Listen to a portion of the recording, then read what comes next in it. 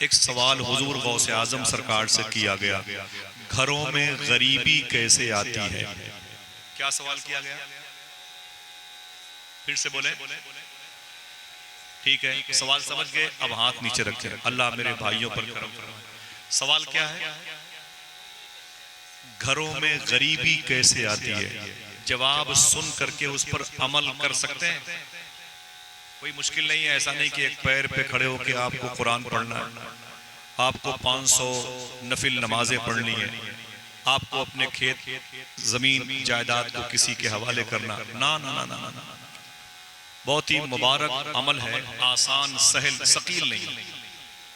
हुजूर गौसे आजम से पूछा गया घरों में गरीबी कैसे आती है, तो सैयदना शेख फरमाते हैं कि अकेले खाना खाने से गरीबी आती है। कितने लोगों ने समझा? बोलो भाई, समझा? हाँ, क्या मतलब? क्या मतलब? अगर हम दिखा दिखा के खाएंगे तो फिर गरीब हो जाएंगे, खिला खिला के खाएंगे तो अमीर हो जाएंगे। हुजूर गौसे आजम फरमाते हैं कि मैंने आपके लंगर खाने पर यह लिखा हुआ है बगदाद शरीफ में। गौसे आजम फरमाते हैं मैंने नेकियों की फाइल उलट पलट के देखी, अल्लाह की बारगाह में पब्लिक को खाना खिलाने से बड़ी नेकी मुझे नहीं मिली। जिंदाबाद जिंदाबाद। तो कितने ऐसे लोग हैं जो अपने घरों की छतों पर परिंदों के लिए ही सही, कुत्तों के लिए दरवाजों पर कुछ रोटियों का इंतजाम कर सकते हैं? इंशाअल्लाह बोले। मर्जी आपकी करो तो न करो तो। हुजूर सूफी साहब किबला फरमाते हैं जिनके दरवाजे इतने मोटे होते हैं और फकीरों की सदाएं अंदर नहीं आने पाती हैं, उनके बच्चे हमेशा बीमार रहते हैं। फिर सूफी साहब फरमाते हैं कि सूफी सुल्तान मियां शाह साहब जिनके दरवाजों पर कुत्ते भूखे सोते हैं, उनकी तीसरी चौथी नस्लें भूखी सोएंगी। पढ़े लिखे लोग हैं आप, समझ रहे हैं आप क्या करना चाहिए क्या नहीं करना चाहिए। आज आपको फैसला करके उठना है इंशाअल्लाह। ठीक है। सूफिया फरमाते हैं बच्चों को बिस्किट, टॉफी, चाय सुबह पीने से पहले अगर आपने अपनी छत पे पार्ले बिस्किट, बाजरा, रोटी के टुकड़े परिंदों के लिए डाल दिया, फिर बच्चों के लिए इंतजाम हुआ, तो इंशाअल्लाह नस्लें हमेशा सैराब रहेंगी। जिनके दस्तरखान सलामत हैं उनकी औलादें सलामत। समझ गए? तो हाजी साहब का ये अंदाज मुझे बहुत अच्छा लगा। मेरी भी अपनी आदत है, मैं किसी होटल में भी खाना खाता हूँ तो जल्दी वहाँ के कुत्तों का पेट भरे हुए मैं खुद नहीं उठता। मेरे घर पर भी 50 सैकड़ों परिंदे रोज आते हैं, मेरे दरवाजे पर कुत्ते। अल्लाह का शुक्र है कि जल्दी भूखे नहीं सोते। ये नात की बरकतें, अल्लाह का शुक्र है, उन्हीं की शिकम सेरी की वजह से शायद अल्लाह मेरे बच्चों को पालता हो। वादा करो इंशाअल्लाह खिला के खाएंगे। बोलो भाई। तकरीर तो बहुत सुनी आपने, थोड़ी सी तकरीर देख लीजिए। तेजी के साथ सलाम करूं, जवाब दें, उसके बाद दुरूद शरीफ पढ़ते हैं। एक मोहब्बती भाई गुलाम मुर्जा भाई ने कहा और मैं मिलने चला आया, दूर है इसलिए कम मुलाकातें होती हैं। मैं तेजी के साथ सलाम करूं, दुरूद पढ़ूं, फिर थोड़ी सी बात करूंगा। बैठे रहेंगे इंशाअल्लाह। जो जहां पर बैठा है बैठे रहे। हवाओं का भी इंतजाम है और ये शामियाने का बरकत का इंतजाम है, और ऐसा इंतजाम होता कहाँ है माशाअल्लाह। अस्सलामु अलैकुम व रहमतुल्लाहि व बरकातुहू। दुरूद शरीफ पढ़ें। अल्लाहुम्मा सल्लि अला सय्यिदना व शफीअना व नबियना व मौलाना नूर का मोहम्मद व अला आलि मोहम्मद बिअदद कुल्ल मालूम लक। लेकिन हाजी साहब से मैं पूछता हूँ कि हाजी साहब के पास अगर पैसे हैं तो उन पैसों को फिर सैयद अली भाई की शादी के लिए, उनके बच्चों के लिए फिर रखना चाहिए, है कि नहीं? अपने नाती पोतों के लिए स्कूल कॉलेज में पढ़ाई, ये वो शूज, मोजे, बस्ते में किताबें वगैरह वगैरह, बच्चों की ट्रेवलिंग के लिए, उनको यहाँ वहाँ सैर सपाटे के लिए खर्च करना चाहिए। ये पैसे हर साल आप हुजूर की मजलिस में क्यों खर्च करते हैं? ये सवाल मैं भी हाजी साहब से करूं और दोनों लोग मिल करके हाजी साहब, इतने पैसे आपको इसमें खर्च करने की क्या जरूरत है? दे दिया होता, किसी गरीब का मकान बन गया होता। तो मैं बताऊं हाजी साहब ने ऐसा क्यों किया। सुनेंगे? कहीं जाएंगे तो नहीं? बोलो भाई, सुनिए, गौर से सुनिए। ये पैसे मिलाद की महफिलों में खर्च क्यों करते हैं? एक बड़े अजीम बुजुर्ग हैं, उनका नाम है हजरत इमाम जलालुद्दीन सयूती रहमतुल्लाह ताला। इमाम जलालुद्दीन सयूती, क्या नाम है? इमाम जलालुद्दीन सयूती उनका नाम है। एक कब्रिस्तान के करीब से गुजरे तो क्या देखा कि कब्रिस्तान की हर कब्र में रोशनी नजर आई, हर कब्र में रोशनी नजर आई। इमाम सयूती फरमाते हैं, जब मैंने गौर से देखा तो उस कब्रिस्तान में एक कब्र में मुझे ज्यादा रोशनी नजर आई। हर कब्रों में रोशनी थी लेकिन एक कब्र में रोशनी ज्यादा थी। इमाम जलालुद्दीन, जिनका मैंने नाम लिया, कोई लल्लू पंजू आदमी नहीं है भाई। 64 मरतबे इन्होंने ख्वाब में मदीने वाले आका की जियारत की। पूरा शहर मिलकर के आज तक हुजूर के सहाबी को न देख पाए। अकेले 64 मरतबे, 64 मरतबे इस बुजुर्ग ने हुजूर को देखा, हुजूर से बातें की। आप फरमाते हैं, मैंने देखा कि कब्रिस्तान में रोशनी थी लेकिन एक कब्र में रोशनी ज्यादा थी, तो मैं उस कब्र के पास गया। ये कब्र के मुर्दों से बातें भी करते थे। आपने जाकर के साहिबे कब्र से कहा, सलाम किया तो अंदर से आवाज आई जवाब की सूरत में। आपने पूछा अंदर कौन? अंदर से आवाज आई बाहर कौन? फरमाया मेरा नाम इमाम जलालुद्दीन है। फरमाया क्या बात है? फरमाया ये बताएं हुजूर की इस कब्रिस्तान की हर कब्र में रोशनी क्यों है? हर कब्र में रोशनी क्यों है? देखना कितने लोग सुभान अल्लाह कहते हैं। उस बुजुर्ग ने फरमाया, बात यह है कि इन कब्रों में हुजूर आए थे। मेरे कहने पर ही सुभान अल्लाह कहेंगे, सारा सवाब मुझी को मिल जाएगा। समझ रहे हैं? शीरनी रास्ते में खत्म हो गई तो घर पहुंचने के बाद दलील क्या रखेंगे? हम हुजूर की मजलिस से आ रहे हैं। जरा अच्छी बातों पर बगैर कहे भी सुभान अल्लाह कह सके। बोले इन कब्रों में रोशनी क्यों है? बोले बात यह कि इन कब्रों में हुजूर आए। जरा बोले इन कब्रों में, हाथ उठा के बोले इन कब्रों में हुजूर आए। बोले इसलिए इन कब्रों में रोशनी है। फरमाते इमाम सयूती कि फिर मैंने पूछा उस बुजुर्ग से, अच्छा ये बता कि तेरी कब्र में ज्यादा रोशनी क्यों है? तेरी कब्र में ज्यादा रोशनी क्यों है? तो उस साहिबे कब्र ने क्या कहा? अब देखना है कितने लोग अब सुभान अल्लाह कहते हैं। उस साहिबे कब्र ने कहा, बात यह है कि मेरी कब्र में हुजूर आए भी थे, मुस्कुराए भी थे। जीते रहिए, जीते रहिए। जरा फिर से बोले, हुजूर आए भी थे, मुस्कुराए भी थे। अगर कहे तो हाथ उठा के कह दिया जाए, नूर वाला आया है। सारे काम हम ही करेंगे, हमारे खानदान के लोग। आप क्या करेंगे? नूर वाला आया है, नूर लेकर आया। क्या कहा उस बुजुर्ग ने? बात ये कि मेरी कब्र में हुजूर आए भी थे, मुस्कुराए। फिर से बोले, नूर वाला आया है, नूर लेके आया। अब इमाम सयूती फरमाते, ये बात तो मेरे पल्ले पड़ गई। ये बता तेरी कब्र में हुजूर मुस्कुराए क्यों थे? तो उस साहिबे कब्र ने क्या कहा? वही जवाब हाजी साहब का होगा। आपके दरवाजे पर मजलिसें सस्ती हैं तो आपका भी यही जवाब होगा।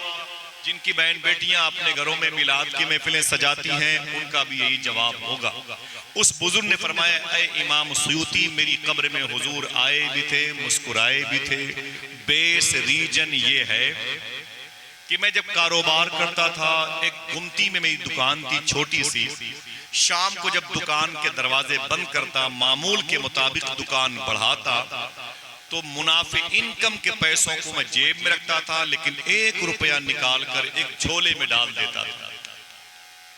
महीने में 30 सिक्के हो जाते थे, 2 महीने में 60 हो जाते थे, और 6 महीने में 180 हो जाते थे। ऐसे ही 1 साल में वो थैला भर जाता था। अब देखना है कितने लोग सुभान अल्लाह कहते हैं। 1 साल में वो थैला भर जाता था। फिर वो बोले, अरे इमाम जलालुद्दीन सयूती सुन, वो थैला 1 साल में जब भर जाता और फिर जब रबीउल अव्वल शरीफ का महीना आता तो वही पैसे निकाल करके हुजूर की मजलिसों पे खर्च किया करता था। जिंदाबाद जिंदाबाद, नारे तकबीर, नारे रिसालत, सरकार की आमद। जिंदाबाद। ये खानदान की तरफ से है और ये आखिरी नारा। अब नारा लगाना तो आप लगाना भाई, ये कराबतदारी नहीं, ठीक है। हमेशा अपने मोहसिनीन के हम एहसान के साए में रहते हैं। कोई एक नारा लगाए जरा मोहब्बत से, बोले भाई सिर्फ लंगर खाने के लिए आए, जरा हाथ उठा के जवाब दें।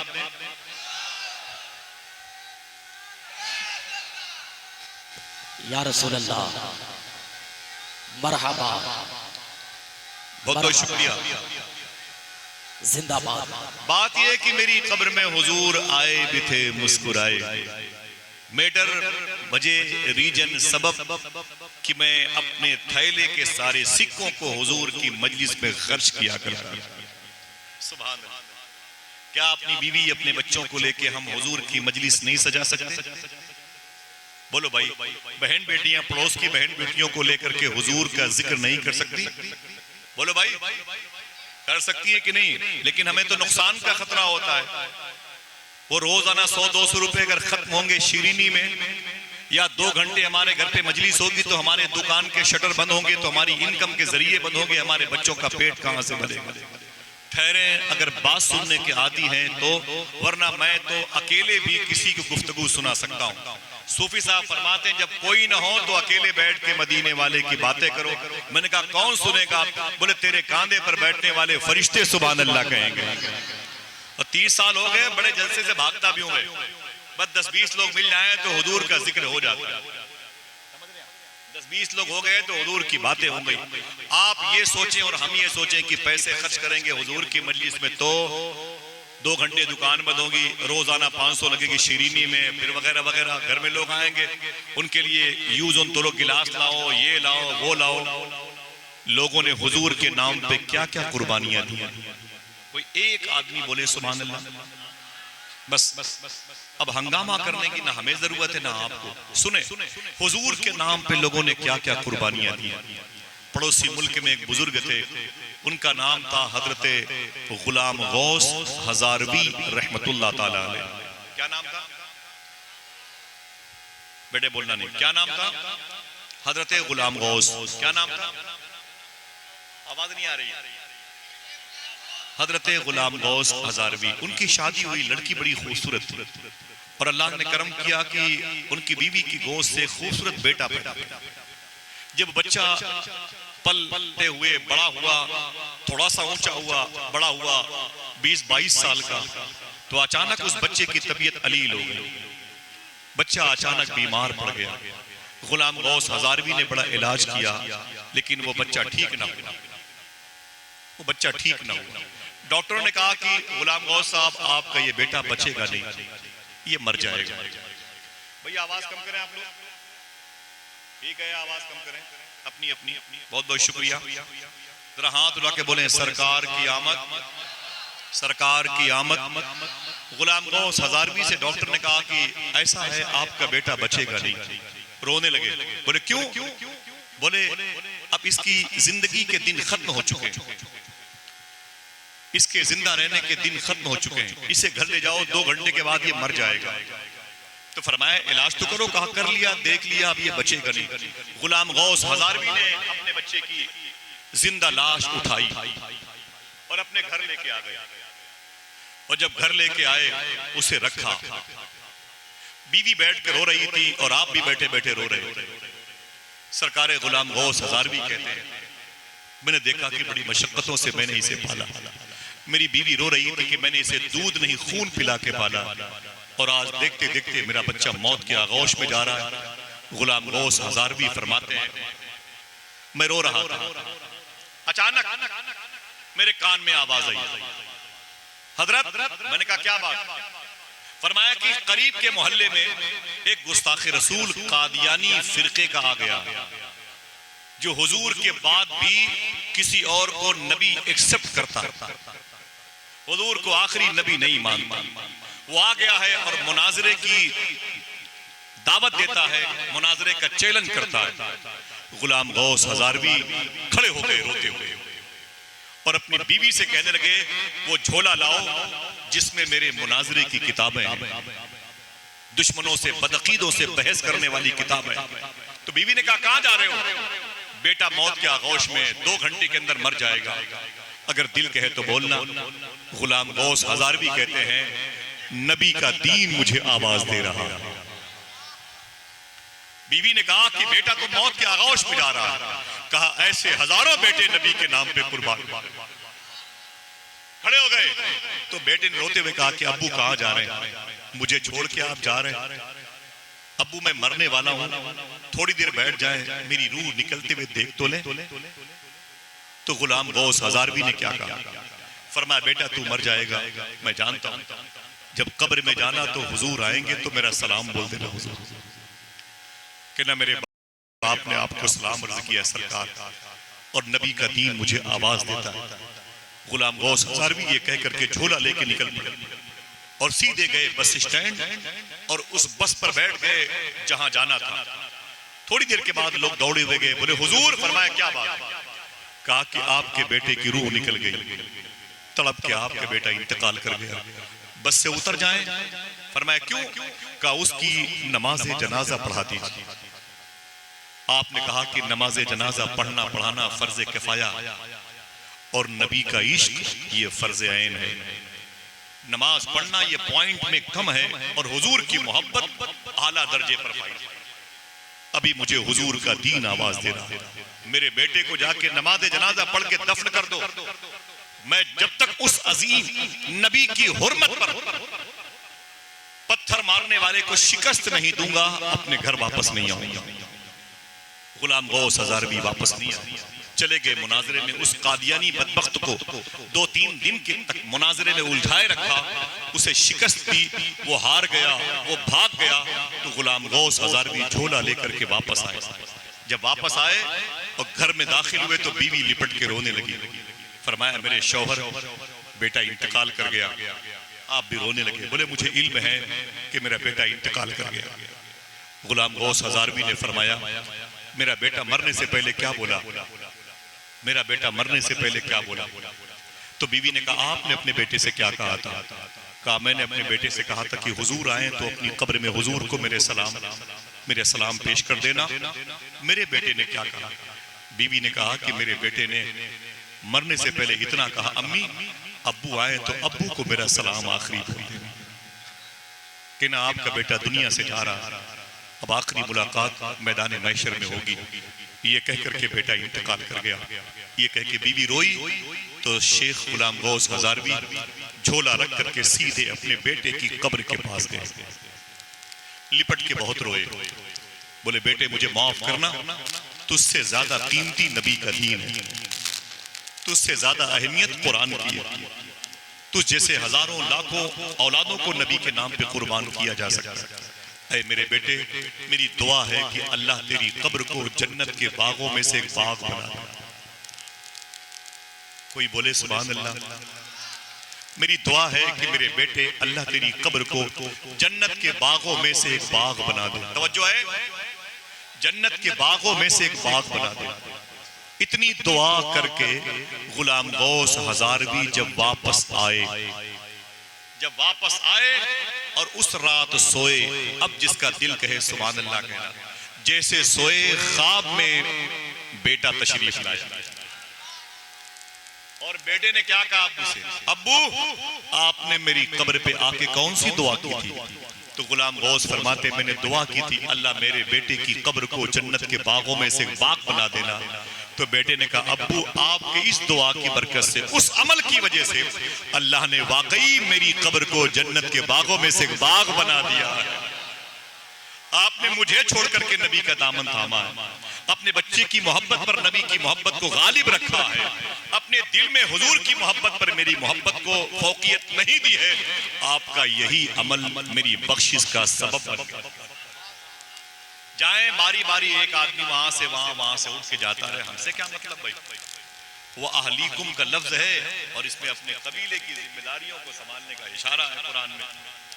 आप अपनी बात करें, हम अपनी बात करते हैं।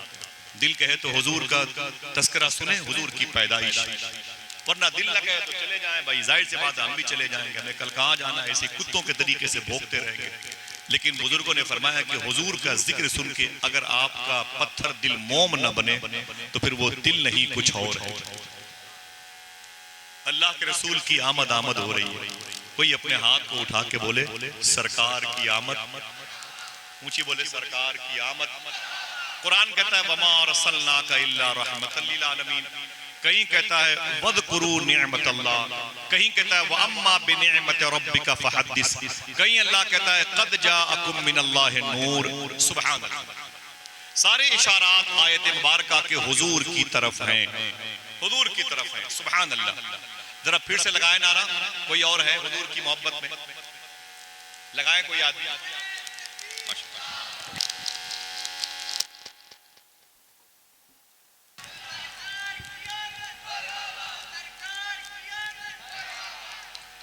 आक़ाए करीम सल्लल्लाहु ताला अलैहि वसल्लम की मुबारक आमद का थोड़ा सा तज़किरा सुनो, आपकी रूह खुश हो जाएगी इंशाअल्लाह।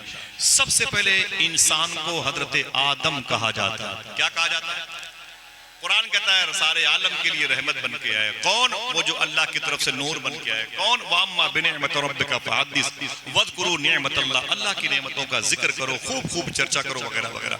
हुजूर से बड़ी नेमत कोई नहीं है। टॉपिक क्या है? हुजूर की पैदाइश। जनाब आदम अलैहिस्सलाम ये फर्स्ट मैन है, पहले आदमी, इसीलिए इनको अबुल इंसान, इंसानों का बाप कहा जाता है। इसीलिए इनको अबुल बशर, बशर का बाप कहा जाता है। सबसे पहले आदमी कौन? बोले हजरत आदम।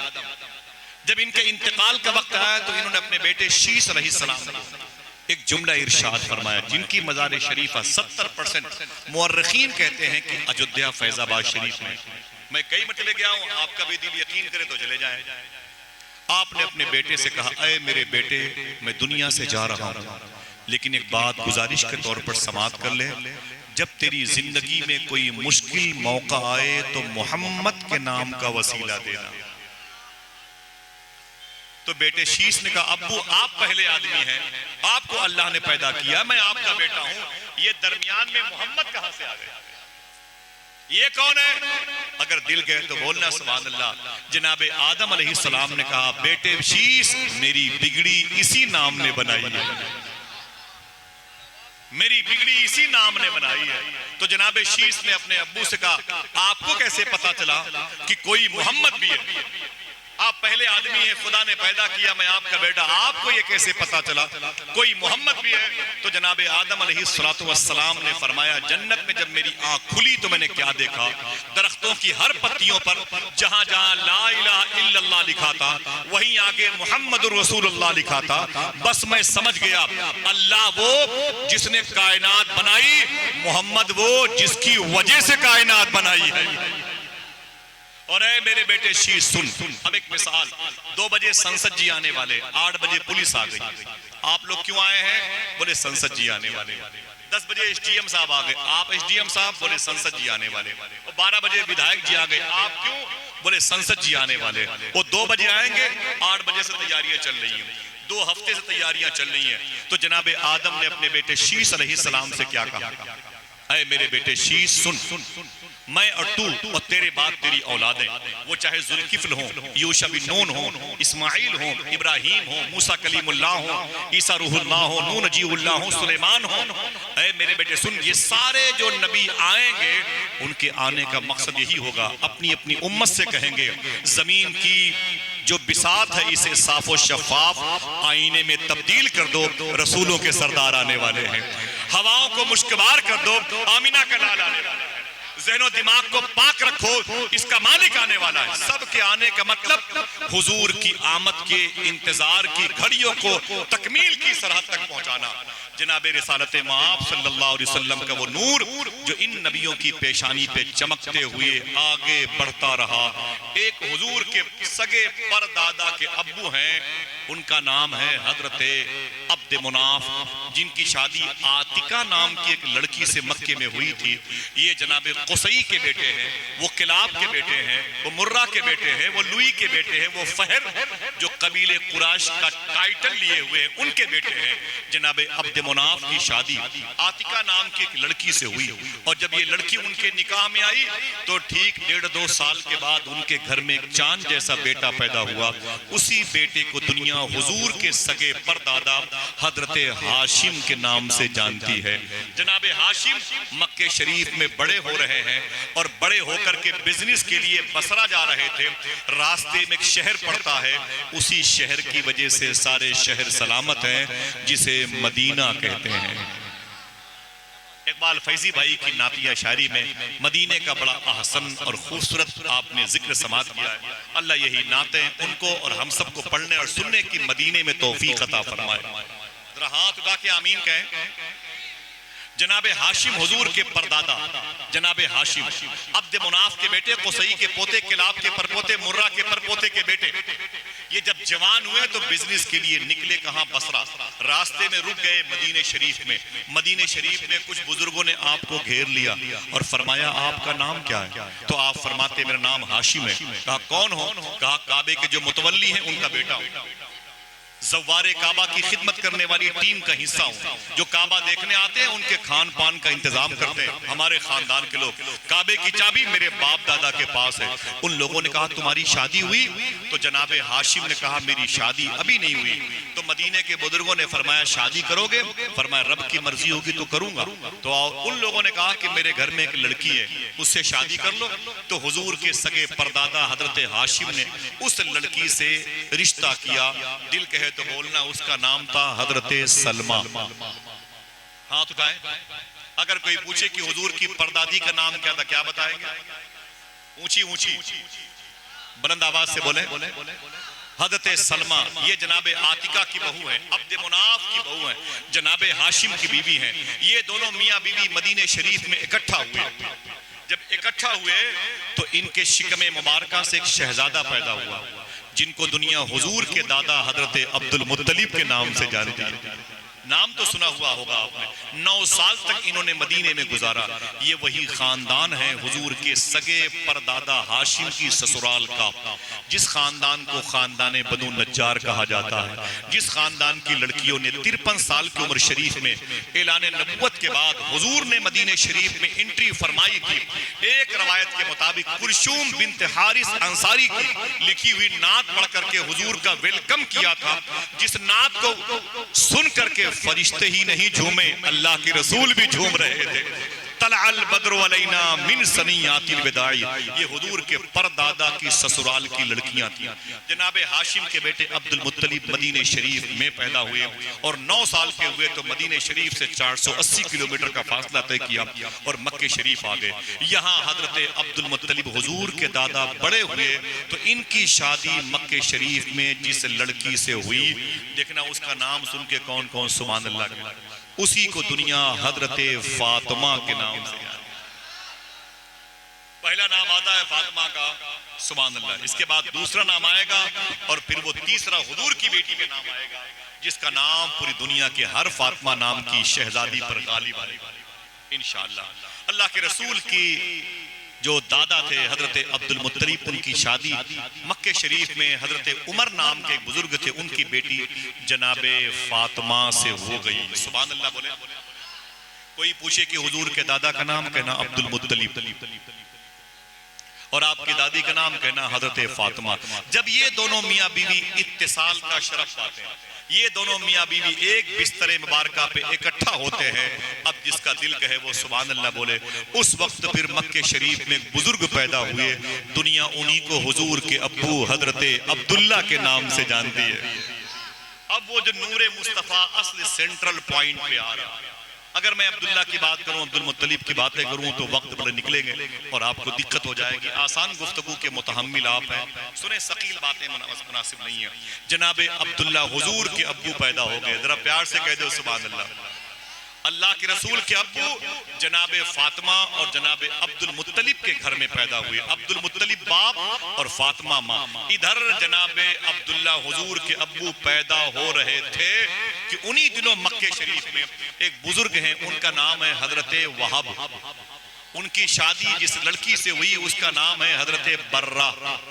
देखना अब कौन कौन सुभान अल्लाह कहता है। इधर जनाबे फातिमा और अब्दुल मुत्तलिब के घर में हुजूर के अब्बू अब्दुल्ला पैदा हो रहे थे। उधर मक्के शरीफ में जनाबे बर्रा और वहब के घर में एक लड़की पैदा हो रही थी। दुनिया उसी को बीबी आमिना के नाम से जानती है। जीते रहिए जरा, फिर बोले हाथों को उठा के, अरे हुजूर की अम्मी की पैदाइश पर खुश हो जाओगे, आपकी माँ भी आपसे खुश हो जाएगी। हुजूर की अम्मी आमिना पैदा हुई, हुजूर की नानी बर्रा, हुजूर के नाना वहाब। सूफिया फरमाते हैं जिसकी दुआएं कबूल न हो, हुजूर की नानी और नाना के वसीले से दुआ करे, अल्लाह उसकी दुआएं कबूल फरमा ले। याद रहेगा ये नाम, नाना का नाम है बर्रा वहाब और नानी का नाम है बर्रा। सुभान अल्लाह। अब ये दोनों अब्दुल्ला और बीबी आमना बड़े हुए तो इन दोनों का रिश्ता हुआ। आज मैं बताऊं इसे आसान करके कि हुजूर के अब्बू अब्दुल्ला की शादी अम्मी आमिना से किस महीने हुई, यानी ये बारात किस महीने गई, बता दूं? सुभान अल्लाह कहोगे? बोलो भाई। ये रजब शरीफ के महीने आपकी गई होती और मैंने बताया होता तो खड़े होकर सुभान अल्लाह के, है कि नहीं? हुजूर बोलते रहिए, मैं आपके लिए चाय मंगवाया हूं। हाँ, ये हुजूर के अब्बू की शादी के बाद चले तो ऐसे बैठे लग रहा है जैसे गुलदस्ते रखे हुए हैं और बड़ी तेज हवाओं पर भी नहीं हिलने वाले। हुजूर के अब्बू की बारात में साल समझ लें। हुजूर की अम्मी के यहाँ जब गई तो वो रजब शरीफ का महीना, कौन सा महीना? माशाल्लाह, कौन सा? रजब शरीफ का महीना था। इस महीने में हुजूर के अब्बू की शादी अम्मी आमिना से हुई। बातें याद रहेंगी, ठीक है? अब एक प्राइवेट बात, माँ बहनें बैठी होंगी, आप हर दूसरा शख्स साहिब औलाद है। इसी रजब शरीफ के महीने में जुमा की रात थी। इसी रजब शरीफ के महीने में जुमा की रात थी जब अम्मी आमिना और जनाबे अब्बू अब्दुल्ला एक बिस्तर पे लेटे हुए थे। ठीक, एक बिस्तर पे लेटे हुए थे। जो समझेगा वही सुभान अल्लाह कहेगा। फिर वो नूरे मुहम्मदी जो जनाबे अब्दुल्ला की पेशानी में चमक रहा था, फिर वो नूरे मुस्तफा आगे बढ़ के आपकी पुष्ट पीठ में आया, नुत्फे नूरे मुहम्मदी बन करके। अगर जो समझेगा वही बोलेगा। ज्यादा मैं ओपन बात करूंगा तो लोग कहेंगे फूवड़ किस्म की गुफ्तगू है। समझ रहे आप? इसी रजब के महीने में जुमा की रात में वो नूरे मुहम्मदी जनाबे अब्दुल्ला की पुष्ट से निकलकर अम्मी आमिना के शिकम में तशरीफ लाया। अगर समझ गए तो फिर से बोल दे। समझ गए? माशाल्लाह, इशारे की ज़बान।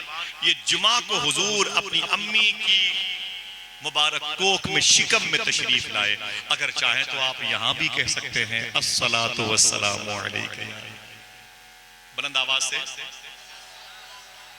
रजब के बाद कौन सा महीना आता है? शाबान का। शाबान के बाद कौन सा महीना? हाँ, या तो ज्यादा खा लिया है या तो फिर खाने का इरादा या मुझे खाने का इरादा। बोलो भाई, शाबान के बाद रमजान का महीना, ऊंची आवाज बोले, रमजान का। अब ये रजब, ये शाबान और ये रमजान, 2.5-3 महीने हुए शादी। हुजूर के अब्बू जनाबे अब्दुल्ला ने कहा, ऐ मेरी बीवी, मैं बिजनेस के लिए बसरा जाना चाहता हूँ, मुल्क शाम, बसरा से मुल्क शाम, मैं वहां जाना चाहता हूँ।